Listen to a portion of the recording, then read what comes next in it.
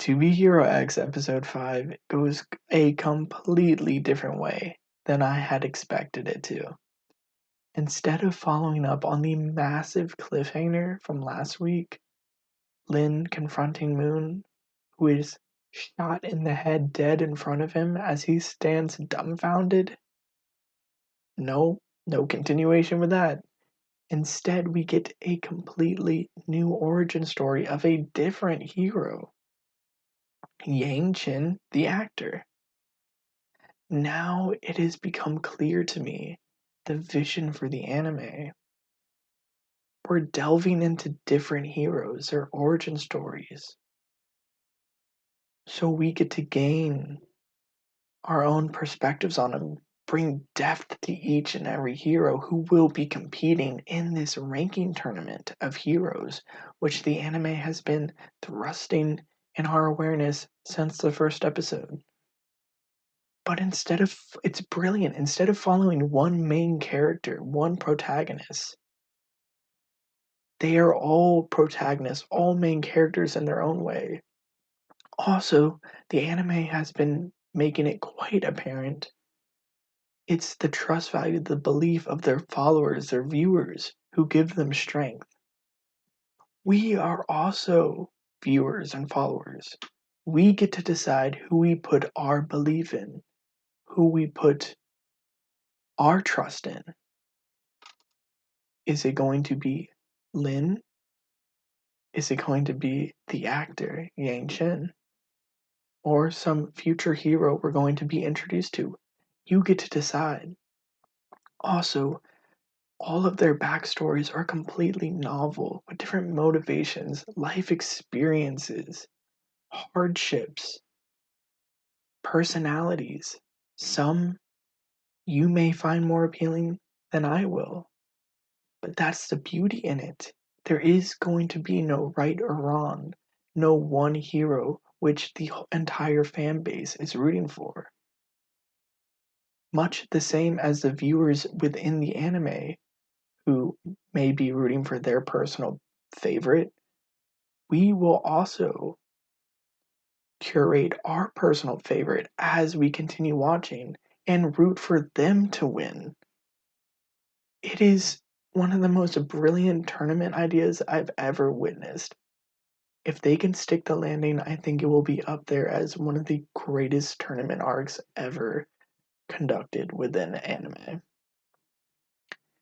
Back to the actual episode, though, we get Yang. He gets a Bruce Wayne introduction.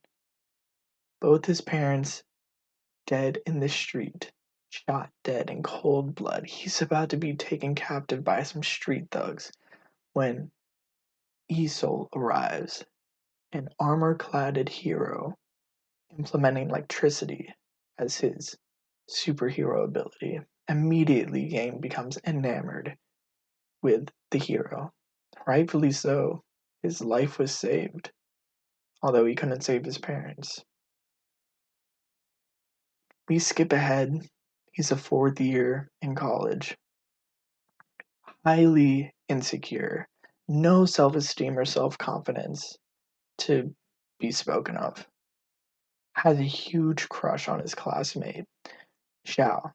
Xia, not great with Chinese names, but she obviously likes him. But he's a bit oblivious to this fact because he's too busy drowning in his own insecurity, which is highly relatable. I don't know about anyone else, but I've been there myself. Carrying on, though, he has become a fanboy of fanboys, getting paid. His part time job is working as a stage actor, role playing Isol. So when he's not at school, he's donning the cosplay of Isol himself and getting on stage performing. One night at his performance, a young boy attends named Pomelo, who so happens to be the younger brother of Shia, his crush. She ends up asking Yang, Isol, the actor, to befriend her younger brother, spend time with him. He keeps his face covered in the mask, so she has no idea she's talking to her friend, her classmate, Yang, simply a actor for Isol. He agrees, cannot bring himself to reveal who he truly is, with the crippling insecurity and all, but builds a relationship with the young boy, Pomelo. Unfortunately, at the near the end of the episode, the young boy's kidnapped.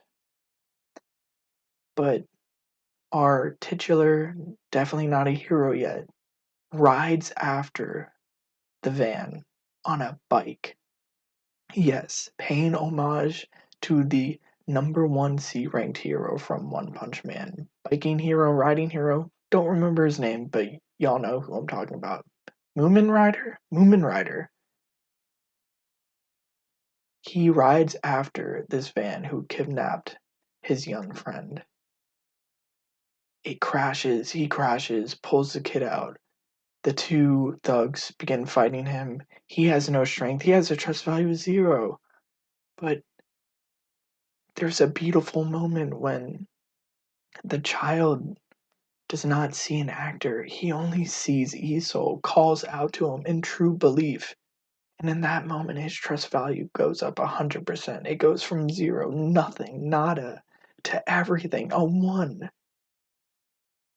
The cells in his body, his heart is electrified and is superpower charged and is able to defeat the foes, become a superhero, and a direct reflection of the man he admires most, Isol, acquiring his electricity abilities with one simple fan. It's a beautiful moment that had me tearing up. Also, I wonder how his ability scales. If one person believing him, it was a child believing and seeing him not as an actor but as Isol himself.